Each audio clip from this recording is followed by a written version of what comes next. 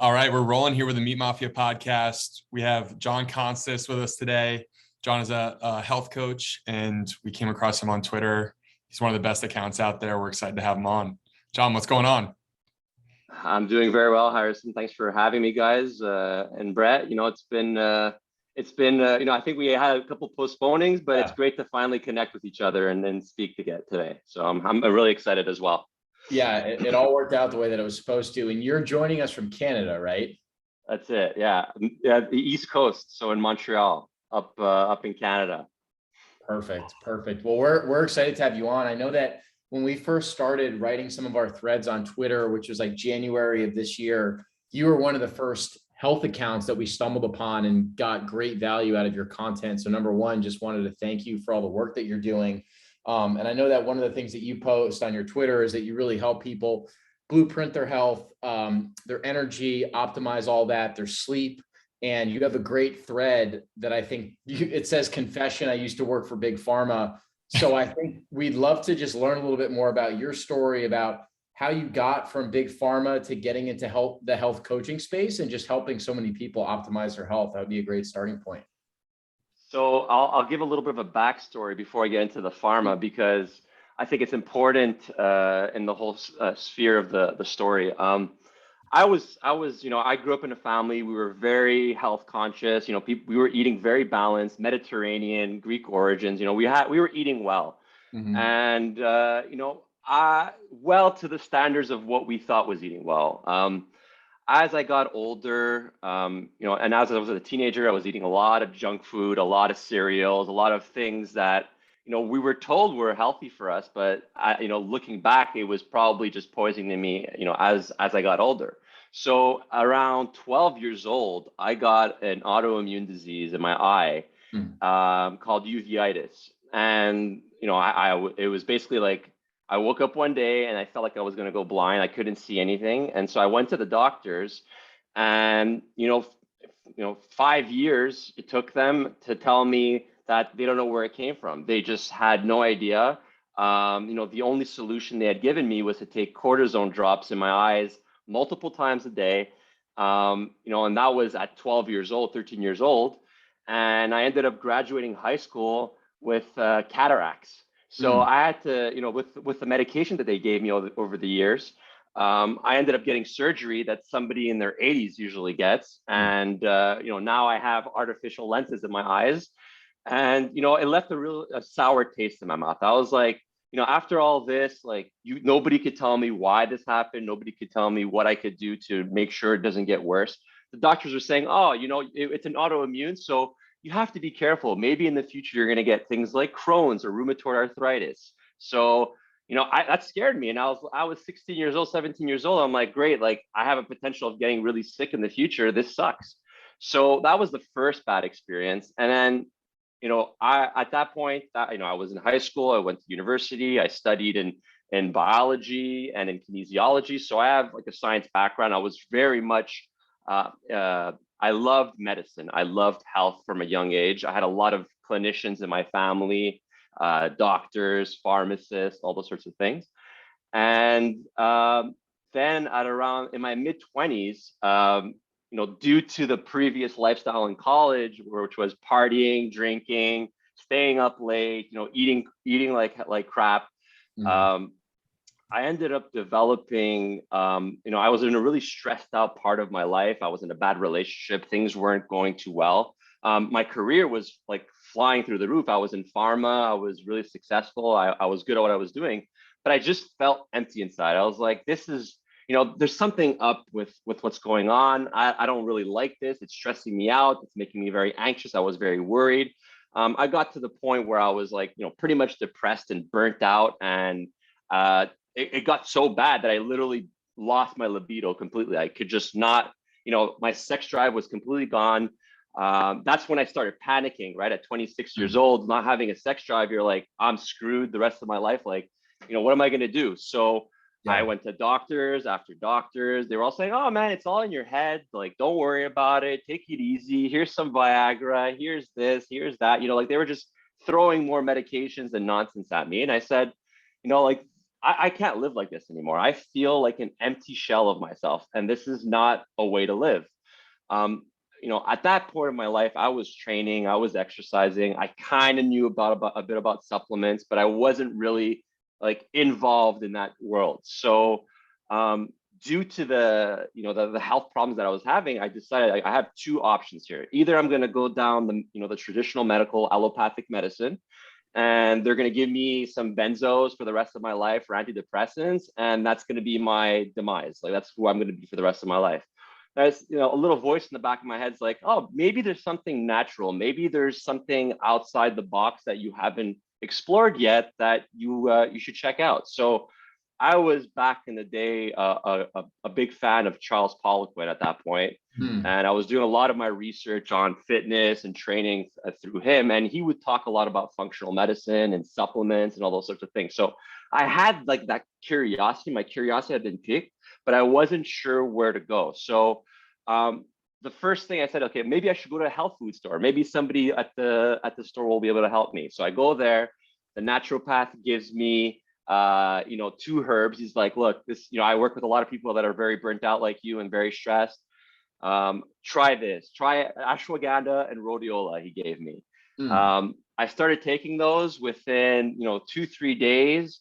That spark came back again. I was like, oh, like I'm feeling a little bit normal. Like I'm feeling a sex drive. Like what's going on? How did it have to come to this point where I had to go see a naturopath in the health food store to help me feel like a human again?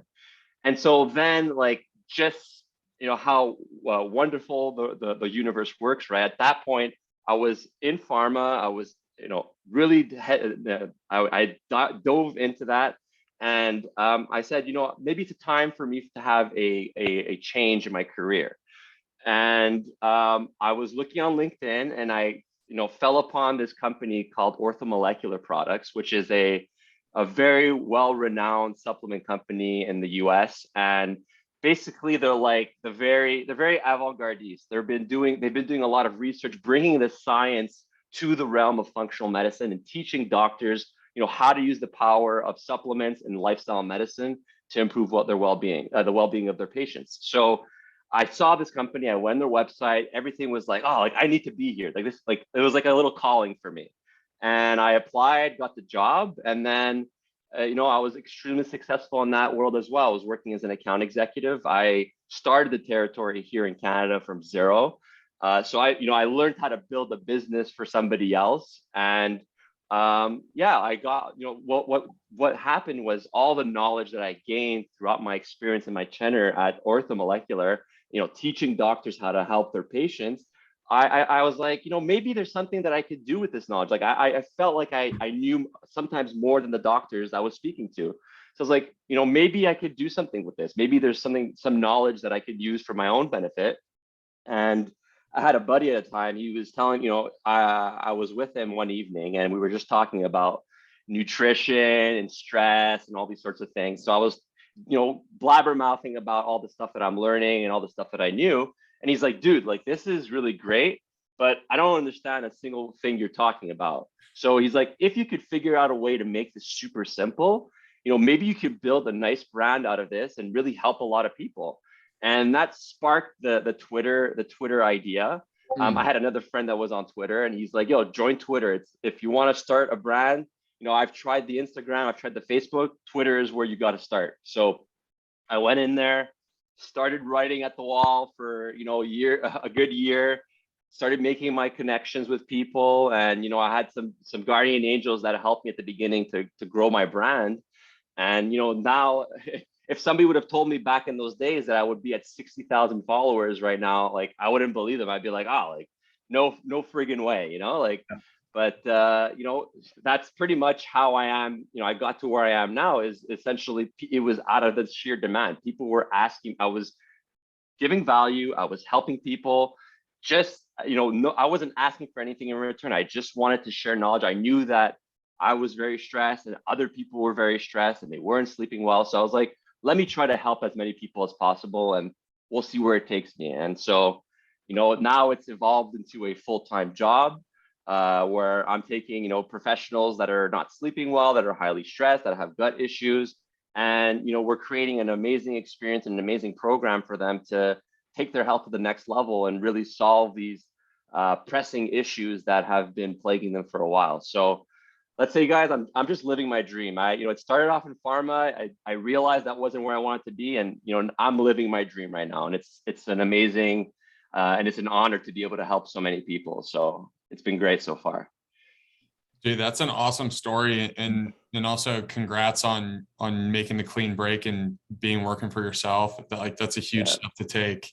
I'm curious, like, with your own personal health struggles, how much has that helped you bring like this personalized approach to how you handle your clients, and bring like the right emotional awareness? Because I think a lot of people lack that ability to actually connect with the people that they're trying to help. And I think your struggles probably allow you to and equip you with the right emotional awareness to help people through their problems. That's it. It's like, what I've noticed with this practice that I've started is that I attract people that were in the same boat that I was, 5-6 years ago. So I can really relate to them. I can really feel like we always feel like, it's almost like I'm talking to myself in the past. Like, I'm being the person that I wish I had back in those days where I was knocking my head on the wall and being like, why can't nobody give me an answer? It's just like, being able to be that person for my clients is the most fulfilling, most satisfying thing I could be doing right now. And I feel like a lot of people in this sphere, in the holistic sphere, have gone down this, most of them have gone down the same path as me. They've felt like they've been failed by the traditional system. They haven't gotten answers, and they start looking for answers for themselves. And in doing so, they heal themselves and they learn what's necessary in the healing process and the healing journey. And, they make that easier for other people that want to get to where they need to go. So it's just, I love being the fast forward button to people's healing journey. And that's the way I look at myself. And that's what I always tell my clients. And, it's a blessing, and it's really a blessing. And, I just don't want people to suffer the way I suffered. And, that's why I share as much information as I possibly can on my Twitter for free, and for people that really want a personalized experience and to take things to the next level. And, all the stuff that I say, make it very unique for them. They end up joining the coaching, and it's been great. So I'm having a blast, guys. It's amazing. It's truly living to your core values and to what your heart is telling you to do. That's the most fulfilling thing you could ever do. So I'm doing that, and I'm going to keep going until I can't do it anymore, pretty much. Yeah. And the best part about you is like, you can clearly feel your energy and your passion so strongly when you're speaking. And that's why it's like, when you talk about the traditional medicine system, it's like, yeah, you can go to a doctor and it will be covered by insurance, but it's like, do you want to meet with a doctor that has maybe 10 to 15 minutes to meet with you after waiting in the office for 45 minutes and then getting a, blanket prescription just to reactively respond to something? Or would you rather work with a coach or some type of holistic health practitioner that's invested in your health? You'll take an hour, 2 hours plus, and figure out how to give them preventative forms of treatment so they never have to deal with this again. It's incredible what you were talking about before about the sex drive and libido, because libido is really your life force. And we had on Dr. Mary Care, who's a holistic health practitioner out of Dallas. And she was just talking about how testosterone and sperm count is the lowest that it's ever been in man. So it's like, you've fallen into that. I've fallen into that in the past. So what, when you're working with maybe a new male client, what are some things that you start to think about if their testosterone levels are a little bit low, and how they could potentially be correcting that? When I think about hormones, I'm thinking about stress. Stress is the biggest drainer of nutrients that your body needs to make all these hormones, right? So if you look at the biochemical pathway for sex hormones, it starts off as pregnenolone, and then pregnenolone will either become testosterone, estrogen, cortisol, which is your stress hormone. So, you need to look at the big picture. And for people that are coming in struggling with hormone issues, a lot of the time it's the diet, but the number one thing that I've noticed working with people is stress. And stress kind of works on 4 pillars, in my opinion, when I work with people. It has to do with blood sugar imbalances. So how you're eating will affect your stress levels. The brain chemistry is another thing. So the way your brain is perceiving its stress determines whether you're going to be stressed or not, right? Some people just perceive life a lot more relaxed. Other people perceive things, they're a lot more anxious and they're a lot more on edge, right? So this fuels their stress and it will affect their hormone levels. The other thing is sleep disturbances. So that's a major factor in testosterone levels. I think a lot of people these days, their sleep schedule is really off. They're not getting sunlight. They're not outside. They're in front of computer screens all day long, sitting. So, the environment just isn't conducive to having optimal testosterone levels. Now, add to that the pesticides they put in our foods, the pesticide, the endocrine disruptors and the plastics that are all over the place. Like, you can't avoid it anymore. So if you're not working on overtime to make sure that you're in a nutrient surplus, well, the stress and the sleep is going to just start draining all those, whatever nutrients you have. And then you're not going to have anything left for your testosterone and other hormones. So, what's another hormone is melatonin. So all these things, they're all connected. At the end of the day, you go to see a doctor these days and you tell me you have low T. Oh, here's testosterone. Just take this and you'll raise your levels and the numbers on the screen will say you're good. It's more complicated than that. The hormones are they're working on all aspects of your health. It's not just a number on a screen. And that's where I feel allopathic medicine has failed us, is they just try to keep us within these markers and tell us like, this is a healthy marker. LDL is another example, right? You guys are probably familiar with that, but it's all about, to me, it's all an excuse. It's all set up to sell more medication. You're not in this range. Well, you need a drug to correct it. Like, it's a very narrow-minded view of what health is. And I think now a lot of people are waking up. People are realizing that it's not sustainable. It's not sustainable to take a medication and not fix your diet, not work on, moving more, not working on getting outside more, and, just doing things that are conducive to optimal health. So my message on Twitter and what I try to share with everybody is like, you have to look at the big picture. Hormones, neurotransmitters, brain chemistry, all those things, it's the big picture. And I always tell my clients this, is you're not going to do one thing that's going to solve all your problems and it's going to be the panacea. It's always all the things you're doing. What's the average stuff that you're doing on a day-to-day basis, and is that promoting, pushing you in the right direction to live in an optimal way and be healthy, right? John, you mentioned sleep, and it's such an important part of, I mean, it's the fundamental building block of health. Like, if you have bad sleep hygiene, everything else trickles from there. It's so upstream.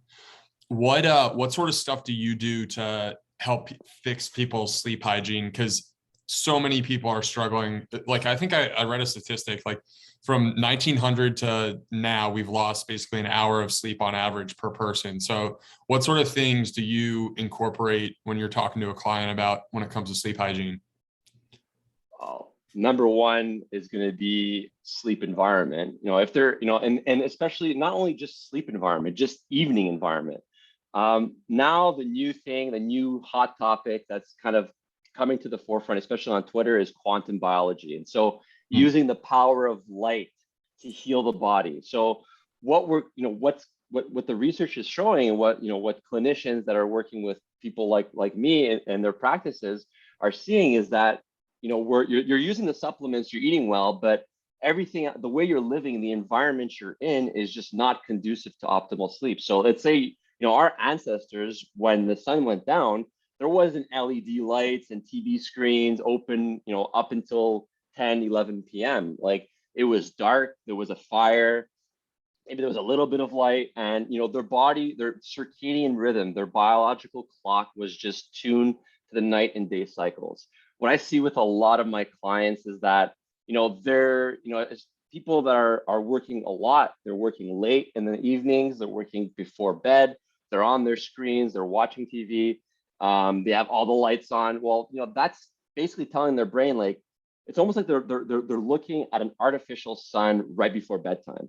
Your brain, your brain hasn't evolved enough to be able to deal with that. So we're slowly understanding the dangers of this artificial light, and it's slowly coming to light, pun intended, coming to light, right? But I think we're not there yet. We're just starting to understand that. But for me, light environment is pivotal to making sure that my clients correct their sleep, are able to fall asleep, and recalibrate their circadian rhythm. Another pivotal thing that I have my clients work on is catching the sunlight, so the sunrise and the sunset. So getting sunlight in your day is the only way you're going to calibrate your biological clock. You can't expect to be inside in front of a computer all day long and never be outside and expect to have the best sleep that you could possibly have. It's at one point you're going to hit the brick wall and your brain's just going to lose touch with the natural rhythm, and you're not going to sleep well. So, I would say getting them to outside in those crucial moments where there's infrared light, where there's light that's programming their body to sleep well and to have the energy for the day, for example. That's a very, very important concept that I discuss with my clients. The other thing is working on neurochemistry. So sleep is all based on how your brain's working, right? Like your brain manages how your body falls asleep and how you doze off every night. If people who tend to have sleep challenges, their brain is on overdrive or highly stressed. And so they start burning through things like serotonin and GABA. And serotonin is, people are very familiar with serotonin. It's essential for your mood, but it's also the precursor that your body uses to create melatonin, your sleep hormone. So, when you're stressed out and you're burning through the serotonin, you're burning through GABA, you're losing your body's natural capacity to wind down in the evening. And so then you start going into this, you get stuck in the fight or flight mode. Your brain is just constantly on edge. You don't have what's necessary to kind of slow things down. And then sleep problems arise. And then when sleep problems arise, well, people get worse. It's almost like a vicious cycle because the sleep feeds in the stress feeds into the insomnia, and it just gets worse and worse and worse. And what ends up happening is people start off in a state of anxiety, stressed and wired. And eventually, if they don't deal with it in time, they go into what we call the burnout. And then after the burnout, is where the bad stuff shows up: depression, severe mental health disorders, schizophrenia. These are things that could, it's in your genes, but when your environment and your lifestyle isn't optimal, well, you start activating these genes that could cause serious health problems and, can cause things like insomnia or chronic insomnia. So, sleep at the end of the day is the foundation of health. It's your natural self-healing mechanism. It helps your brain clean out all the junk throughout the day, all the metabolic waste. It helps you recalibrate your immune system, your cardiovascular system, how your heart works. So it's vital. It's a vital piece of the puzzle. And you can throw all the supplements you want at yourself, at the person. If they aren't working on these fundamentals and working to optimize their sleep, they're never going to be the healthiest version of themselves. So sleep is a number one priority, and it's a question of the brain, the environment of the brain, and the environment of where you're living, and are you getting enough sunshine? Are you moving enough? Are you exercising? These are all kind of the main aspects, the main pillars of what I talk about with clients. Mm-hmm. Yeah, I think Stan Efferding said if you lose out on sleep to do morning cardio, you're basically like stepping over $100 bill to pick up nickels. And I feel like what you just said is I feel like that perfectly applies, right? 100%. No, I mean, there's so many people that would do everything other than sleeping, and they're and especially if you're not getting sleep between 10 p.m. and 2 a.m., which is when your body is releasing growth hormone. That's where your body's doing all the repair. So those are the golden hours. People that are missing that window of 10 p.m. to 2 a.m. are predisposing themselves to chronic illness in the future. They're predisposing themselves to autoimmune diseases. They're predisposing themselves to serious health problems. So it's about getting the right time following your natural biology and making sure you're in that rhythm, not off rhythm kind of thing. Yeah. Is there like an ideology? I kind of like hesitate to use that word, or like school of thought that you would categorize yourself under when it comes to eating? I would say I'm paleo. Like I'm not a strict carnivore. I'm not keto. My carbs are very limited. I would say carbs will be, in the evening. I kind of do something called carb backloading. I don't know if you're familiar with it, where you save your carbs in the evening, because that's where hormonally it's the optimal time to eat the carbs to make sure it becomes muscle glycogen. And I kind of keep those around workouts. I'm not I don't start my day with carbs and all those sorts of things, but yeah, I would say like, I'm paleo. I am, I'm eating a lot of bison, a lot of game meats, guinea fowl. I don't know if I haven't seen you guys talk about guinea fowl, but you guys should check that out. It's amazing. Like Brett, you made a nice thread on chicken. Guinea fowl is going to change the game. You're never going to touch chicken again. Wow. And guinea fowl is just like crazy amount of protein. Yeah, it's called, in French, it's called pintade. Here in Canada, they call it pintade, but it's guinea fowl. It literally looks like a dinosaur. It's a crazy bird. You can find, if you like, they usually, like any butcher that's selling bison or any game meats, you'll find them there. Like I don't know how popular it is in the US, but in Canada you can find it pretty easy. But it's delicious. It's very nutrient dense. You like feel the difference when you eat that bird. It's crazy, but you guys should check it out 100%. And do you cook it very similarly to how you would like cook a chicken, John? Yeah. On the grill, like same style. You can season it overnight, leave it in the fridge, and then just go cook it on the grill or even in the air fryer if you're feeling lazy. But guys, it's a game changer. Like it tastes so good, and you feel like you're getting much more nutrition from that bird than let's say, like I would say even more than beef. There's more protein in that bird than there is in beef. That's how nutrient dense it is. Wow. Yeah. Wow. So you've got, so you're huge into sleep. It sounds like you eat you said a lot of wild game meat, really good quality animal protein. What are your thoughts on, do you have like blanket supplements that you will tell all of your clients? Like I see magnesium is very popularized right now, cod liver oil. Like, are those things that you would recommend to any client? Do you have it customized? I'd love to just learn more about your philosophy on that. Yeah, it really, the way I program, I build people's programs and create, the personalized experience for them. It really depends on where they're at. So I have to assess, what is the number one thing that's feeding into their sleep challenges? What is the number one thing that's feeding into their stress? And I help them identify their biggest weak points. And then from there, that's how we build the supplement protocol. But, I would say for stress, some fundamental, you mentioned one is magnesium. Magnesium is used in over 300 different chemical reactions in your body. It is a mineral that is essential for the production of serotonin, like I mentioned before, which is required for melatonin production. And it is also essential for GABA production. So GABA is like your brain's natural Xanax. It's what's necessary to kind of help you shut your brain off, slow things down, relax, and then fall asleep. So, magnesium is definitely, and I would say it's in every protocol that I work with.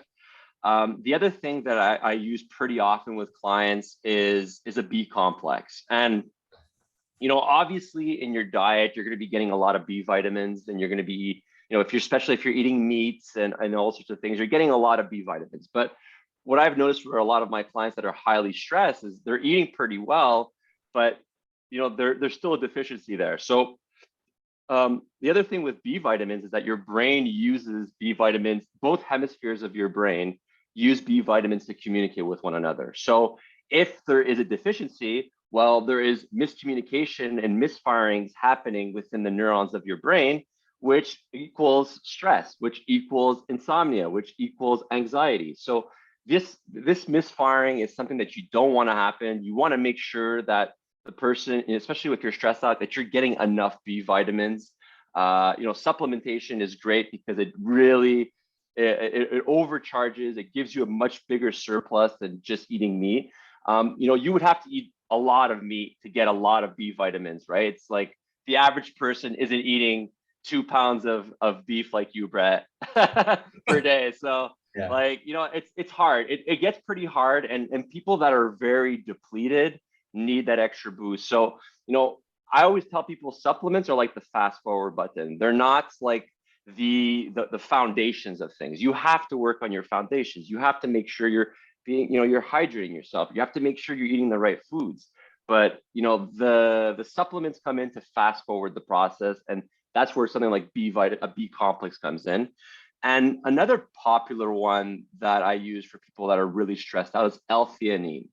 And L-theanine is actually derived. It's an amino. It's in green tea.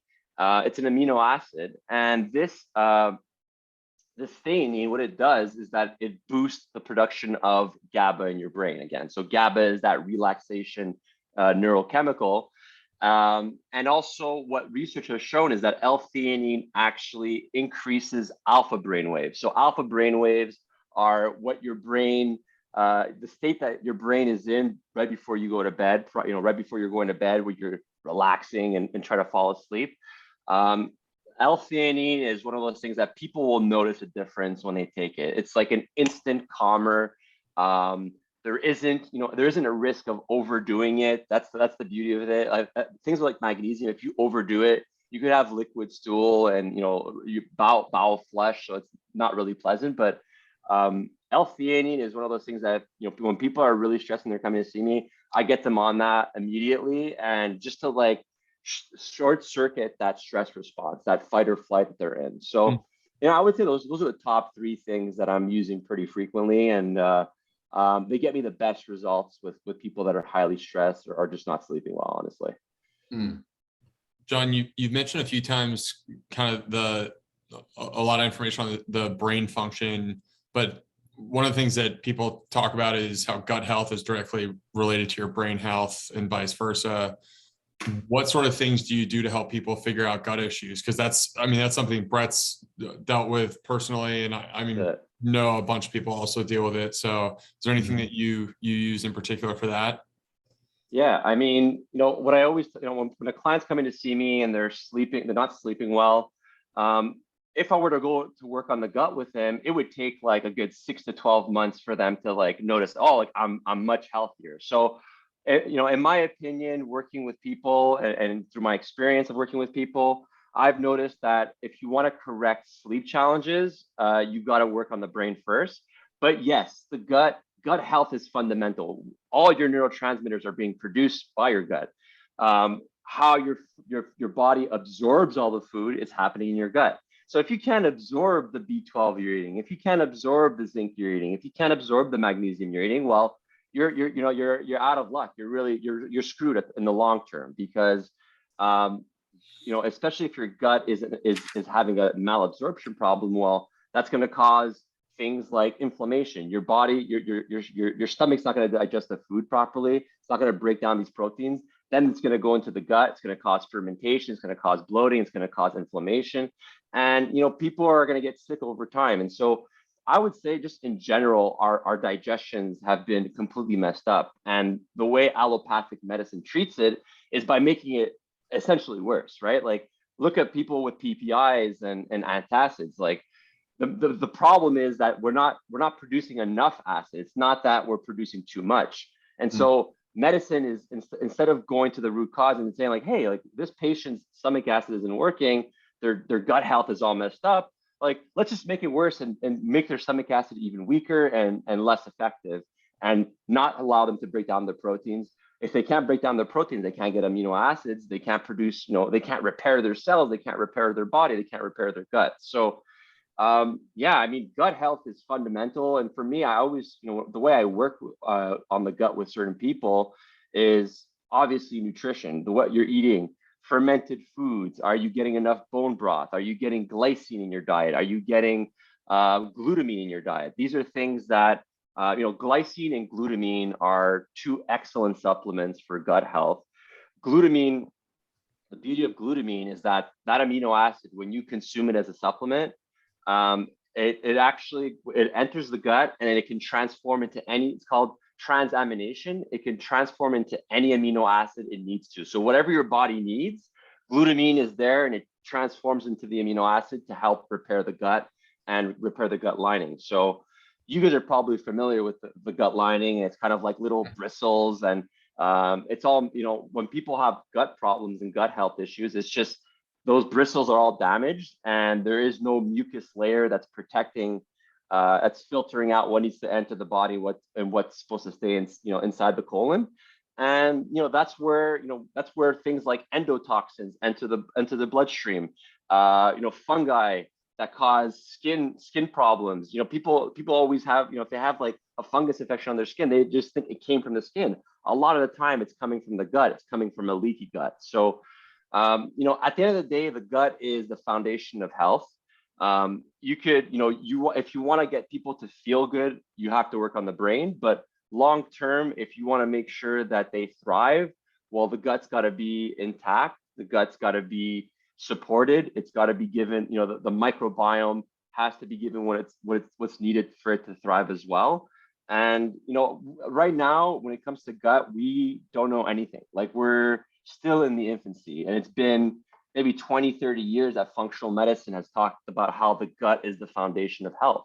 So, we're still learning, and I think we're gonna be pleasantly surprised in the future of what we're gonna be able to do with our guts to really solve chronic disease. And a lot of these problems that we think are just unsolvable are going to be solved through the gut. So we're just not there yet. We're dipping our feet now. We're almost there, but not there yet.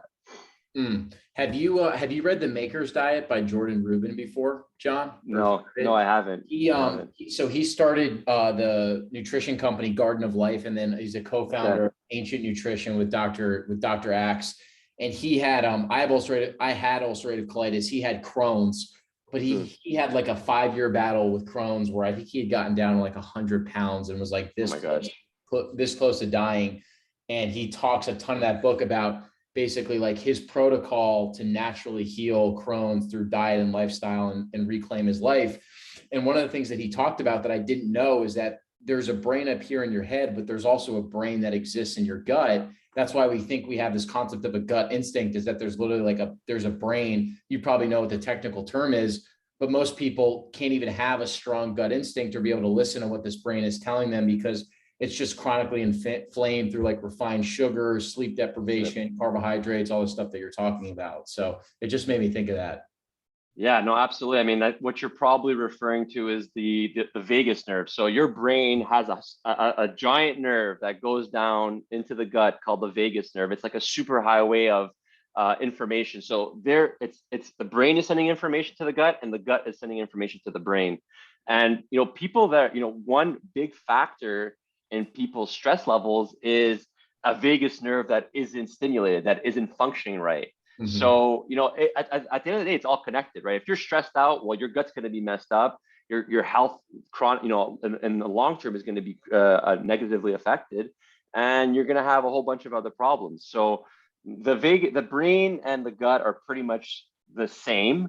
They're connected in such a way that I think what we're going to realize in the future is that they're pretty much one giant organ, that's working together. And without the health of one, you can't have the health of the other. That's like, we're already understanding that. John, where does physical activity come into the picture for you? I know it sounds like diet, lifestyle, all that is like very foundational, sleep, but physical activity is obviously a huge portion of overall health. That's it. No, I've been training since I was 16 years old, man. I've been, for me, moving your body and strengthening your body and stretching your body is vital in the health journey. I mean, you cannot have good mental health if you're not physically active. Like, I've seen it with myself, I've seen it with my clients, I've seen it with my friends around me. You need, our brains evolved to work. They need to be outside, pushing heavy things, moving heavy things, lifting, sitting, just doing something. And our lifestyle now in the Western world is the complete opposite of what we actually need to thrive. And that's why things like obesity, diabetes are just skyrocketing, and they're not slowing down. It's only getting worse. So we had physical activity is something that we've been talking for decades, right? It's like at this point you feel that it's been such a prominent discussion over the past 30, 40, I'd say 30 years. It's still surprising to me that not everybody is working out yet, or not everybody is active. I think in 100 to 200 years from now, they're going to look back at us and they're going to be like they're going to think we were cavemen, and the fact that we weren't moving. And it's funny because we look at our cavemen and we're like, oh, like they're not so smart. They always tell us, oh, they died at 30 years old and they weren't living long. I think it's all nonsense. I think that they were actually thriving and much healthier for the years that they were living very well. So I think at the end of the day, we still have a lot of work to do. There's a big push for people to be physically active. I think people in their hearts know they need to be physically active. It's just getting the time and making the time for it, and getting outside and finding an activity they love. I think people kind of always fall into these boxes. Oh, you got to be a jogger. Oh, you got to be you got to run. You got to go to the gym. You got to do CrossFit. Like, it's not only going to the gym. It's not only CrossFit. It's not only running. You have to find any activity, no matter what it is, and just start incorporating and doing as much as you possibly can in your week. And that's what I usually tell my clients. People that are very stressed out, they're already on edge, and it's kind of hard to get them to go to the gym and push themselves to extreme limits. It's just, at the end of the day, exercise, very intense exercise is a stressor on the body. So, you need to kind of ease into it. Start small. Start with short little walks. Just, you have to get out. You have to get the blood moving. And for me, it's not about going to the gym, for 2 hours a day. That's the only exercise that's valid. Any sort of movement is worth it. And, that's what I always tell people. And that's what I tell my clients, like, just start, just do something, find something you love, something that's effortless for you that you feel you can do without like dragging your feet, right? Like I find like anybody who talks about fitness or working out, it's just like, I got to get to the gym. I'm not, I don't want to go to the gym. People need to open up their minds. They need to just realize that it's not as complicated as people make it out to be when it comes to the fitness world. And you just got to just do something. And that's what your genes are there for. Your genes have been programmed for that. And if you don't do it, well, the genes that are going to cause you health problems are going to start acting up, and you're going to have, serious problems down the line. So, yeah. Yeah. One of my favorite quotes from the book Deep Nutrition is the secret is there is no secrets. And I feel like people who are struggling always think that there's a secret sauce to it all. But when you peel it all back and just focus on the basics, like a few of the things that we try to get people to focus on, it's like cook your meals. That'll get you to go buy your own food, make real food instead of buying packaged food. And it'll get you excited and invested in the process. So the simple message is cook your own food, but there's so much more of the psychology behind that will get you so much further than you think. Same thing goes for physical activity. It's like, go walk, literally just go walk. That'll be something that'll get you moving and get you progressing towards going to the gym. You don't need to start in the gym day one. So I couldn't agree more with what you were saying. No, absolutely. I think what you guys are doing is excellent. It's like, not only you're trying to convince people to cook at home, you're trying to convince them to get in touch with their farmers, get, really up close with their food. I think that's where we need to go as a society. Right now, we're relying on foods from, Mexico and different countries to import and bring. I think this is a disaster, and it's just not beneficial to who we are and to our genes and to our well-being. We need to eat local, we need to eat seasonal, we need to eat the food, the energetic value of the food that's in your environment, that's in the city you live in, or in the country, in the province or the state you live in, being able to get that fresh food and eat it, and even meet your farmer. I mean, that's, it's firing certain neurons in your brain that you're not going to get from going to the grocery store and picking something up off the shelf, right? It's just like, we need this stuff. And I think that's where we're going to move. We're going to move towards tribalism, towards, getting people together and everybody working in a community, and kind of revert back to what like almost to like what we were in the past. There's going to be almost like a schism, I think, in society, where there's going to be the people that, want to be in a box in a city and, have everything close by, or they're going to, the other people that are going to want to be away from all these rules and away from all this toxic lifestyle. And they're going to want to grow the food off, eat the food off their land, have direct contact with everything they're eating, and, build these strong communities that, I think is necessary for long-term health. Like, we need to do this. If we don't do this, chronic disease is just going to keep skyrocketing. People are going to still get sick. All these chronic diseases, autoimmune diseases are going through the roof, and it's coming from the food. It's coming from the toxic garbage that they're spraying on our food. And people are just like, I see with my friend, I see with my family, it's like everybody wants to look for the cheapest food, that nobody's thinking about, I need to invest in the best food, the best nutrition for my well-being. And I get it. Some people don't have the means, and that's fine. I think it's, you have to live within your means. If you don't have the means, you don't have the means. But you have to be able to create an environment where, all these things are falling into place, and you're giving your body exactly what it needs to thrive. And for me, going directly to the farmer, getting good stuff like what you guys are doing is phenomenal. So I tip my hat to you guys, and that's, people need to see that, because I don't think they think it's possible. People don't believe that's something that can be done. So you guys are doing great with that.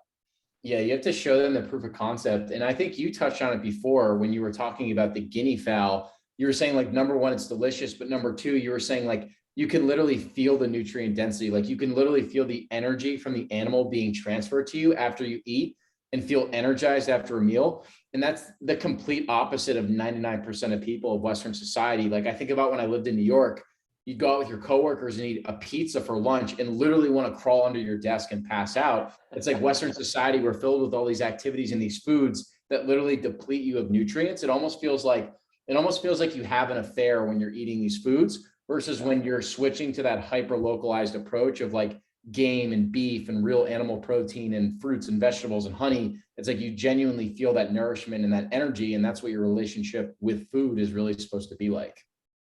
Yeah, absolutely. I think that, you notice it, like you said, there is an energetic value to the food. It's not just calories. It's just literally, I'm a big believer in, the quantum world and all the energetic value of everything being connected and all that stuff. Absolutely. I think that, when you're fueling your body with high energetic food, high vibrational food, that's how you avoid things like chronic disease. And, I've talked about it before on Twitter, and I think a lot of people are starting to notice it. Like, you can feel the difference when you eat like a Costco chicken, for example, versus, like a guinea fowl. Like, you feel the difference. You feel it affects your body in a much different way. So I think, what you guys are doing is great. So keep it up, guys, honestly. John, if there's one message that you would kind of put on your brand or just kind of give to a general audience, what would you say that would be? Oof. One message on my brand. I would say, for me, it's all about personal responsibility. I think people need to take, if they want to be healthy and they want to thrive, it all comes down to what do you like? Do you want to take the reins of your life and of your well-being and actually take action? I think a lot of people ruminate a lot. They always think about, I need to take care of my health. I need to start doing this. I need to start doing that. What I always try to get, especially in my clients and what I try to do on Twitter, I try to understand, like, take action. If you don't take action and you have all these great ideas in your head, and when it comes, especially to your health, you're going to realize, 20, 30 years down the line, once you hit that brick wall of disease, you're going to be like, shucks, like now I've been shaken out of my, I'll wait till it's time. And now it's urgent. Now I need to make sure that I am healthy, because I feel awful. I have, a chronic gut problem. I have a severe stress problem. I have a severe insomnia problem. I think people need to get more in tune with themselves. I think that people have lost that connection with that little inner voice that's telling them what's good for them and what's, the intuition that they need to be healthy.